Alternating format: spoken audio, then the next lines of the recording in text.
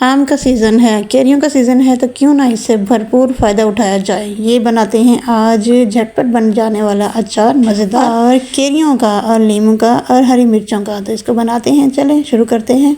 तो यहाँ देखिएगा कि कौन कौन से मसाले जाएंगे इसमें और कौन कौन सी चीज़ें हमें ज़्यादा चाहिए होंगी। अस्सलाम वालेकुम, कैसे हैं आप। तो आज मैं बना रही हूँ झटपट बन जाने वाला अचार और बहुत ही मज़ेदार और जल्दी से बनाकर इसको जल्दी से खाने वाला। तो शुरू करते हैं, बिस्मिल्लाहिर्रहमानिर्रहीम। तो यहाँ मैंने ले ली हैं तकरीबन 1.5 से 2 किलो कैरियाँ हैं कच्ची। पहली बात याद रहे कि कैरियाँ हमेशा अचार के लिए देसी ही चलती हैं। दूसरी कैरी का कभी भी अचार अच्छा नहीं बनता, चाहे आप छोटी कैरियों का बनाएं या साल भर रखने वाला अचार बनाएं। तो यहाँ मैंने कैरियों को धोकर अच्छी तरह से इसको काट लिया है। ये देखें कितने प्यारे प्यारे से पीस के काट लिए हैं, गुठलियाँ निकाल ली हैं। और अब इसको हम बाकी चीज़ें लगाते हैं। ये देखें नींबू लिए हैं 3 मैंने और थोड़ी सी हरी मिर्चें हैं। इनको कैसे बनाना है चलो देखते हैं। नींबू मैंने काट लिए हैं और जो हरी मिर्चें हैं इसको अब हम बीच में से इस तरह से चीरा लगा लेंगे। अच्छा, सबसे पहले ना मैंने इनको सबको अच्छी तरह से धो लिया था, धोकर खुश्क कर लिया था, फिर मैंने ये सारा प्रोसेस किया है। तो क्या आप लोगों ने भी अचार बनाया है? किसने अचार बनाया है, किसने नहीं बनाया? अगर किसी ने नहीं बनाया तो झट से मेरी ये वीडियो देखकर जल्दी से बना लें। तो यहाँ मेरी मिर्चों को कट लग चुका है और यहाँ मैंने थोड़ी सी हल्दी ली है और थोड़ा सा नमक लिया है। इसको अच्छी तरह से मिक्स कर लिया है और इसमें हम थोड़ा थोड़ा सा इसमें लगाकर इसको फिल कर लेंगे सारी मिर्चों को। अच्छा, ये वाला अचार जो झटपट वाला अचार है ना, ये 10 से 15 दिन खाया जाएगा और जो सालों साल हम स्टोर कर सकते हैं ना, वो अचार की रेसिपी मैं आप लोगों को ज़रूर शेयर करूँगी, ज़रूर बनाऊँगी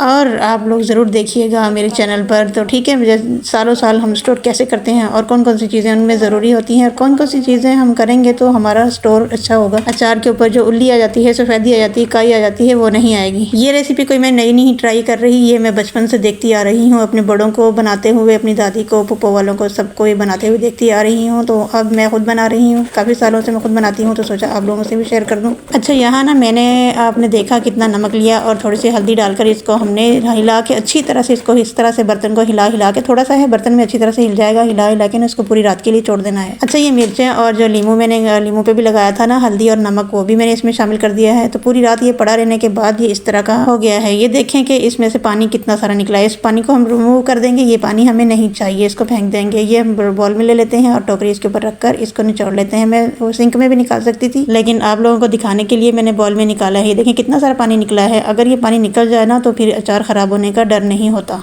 तो यहाँ मैंने ना वापस वही बोल ले लिया है और उसमें थोड़ा सा तेल हम शामिल करेंगे। ये देखें मैं ज़रा सा तेल इसमें शामिल करूँ, पूरा भर नहीं देना है, इसको बिल्कुल डुबो नहीं देना है। अभी इस प्रोसेस पे तेल ज़्यादा नहीं जाएगा। तो यहाँ मैंने सारी प्लेटों में डालकर सारे मसाले, ताकि आसानी से आप लोगों को दिखा सकूँ, इसलिए रख दिए हैं। तो चलें यहाँ से कलौंजी से शुरू करते हैं। कलौंजी नहीं पीसी मैंने, कलौंजी डाल दी है इसके अंदर और ये मैंने डाल दिया है मेथी दाना। ये इतना सही, इतनी क्वान्टिटी ही जाएगी। ये मैंने डाल दिया इसके अंदर नमक। अच्छा, मैं अंदाजे से डाल रही हूँ, तो यहाँ मुझे नमक ज़्यादा लगा तो मैंने थोड़ा सा बचा लिया। ये है दड़ा मिर्च कुटी हुई और ये है पिसी हुई लाल मिर्च पाउडर।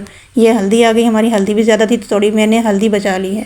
अच्छा, यहाँ ना मैंने 200 का धनिया ले लिया है, इसको मैंने दरदरा सा पीस लिया था, ये भी शामिल कर देते हैं। और यहाँ ना मैंने सफ़ेद ज़ीरा लिया है, इसको भी मैंने हल्का सा कूटा था, ज़्यादा नहीं कूटा था, इसको भी शामिल कर देते हैं। और ये मैंने ली थी सौंफ, ये भी मैंने हल्की सी कूटी है, इसको भी शामिल कर देते हैं। अच्छा, तो यहाँ मैंने ली है थोड़ी सी चीनी, ये भी इसके अंदर शामिल होगी। तो इससे टेस्ट जो है ना बहुत ही मज़ेदार बनता है, बहुत ही अच्छा बनता है। और अब हम इसको चम्मच से नहीं हाथ से हिलाएंगे। जो काम असली हाथ से होता है ना, अच्छा जितने अच्छे तरीके से होता है उतना ग्लव्स पहन के कभी भी नहीं होता। मेरी बहनें कौन कौन इस बात से एग्री करती हैं, कौन कौन सी बात मानते हैं कि वाकई जो हाथ से काम होता है वो दस्ताने ग्लव्स पहनकर नहीं होता। क्या आप लोग मानते हैं कि हम लोग आटा गूंथते हैं तो क्या ग्लव्स पहन के गूंथते हैं? बिल्कुल नहीं। कभी रोटी बनाते हैं तो क्या ग्लव्स पहन के बनाते हैं? बिल्कुल भी नहीं। तो ये देखा आपने, बिल्कुल मैंने मसल के ना बिल्कुल अचार की एक एक कतली को बिल्कुल अच्छी तरह से मसाला चिपक गया है। हमारा मकसद है हर जो कतली है ना अचार इसकी, हाँ अम्बड़ी की, उसको मसाला चिपका देना, क्योंकि अगर अलग होगा तो इसमें जायका अच्छा नहीं आएगा और आम अलग से रहेंगे और वो अलग से पकते रहेंगे और मसाला हमारा अलग रहेगा। कोई फ़ायदा नहीं होगा मसाला इतना सारा डालने का। तो यहाँ जो मसाला है ना वो बिल्कुल हम इसमें से, जाहिर सी बात है मसाले बहुत महंगे होते हैं और सरसों का तेल तो उससे भी ज़्यादा महंगा होता है। तो सारा इसमें डालकर मैंने, ये देखें बिल्कुल फाइनल लुक, ये कितना मज़े का बना है।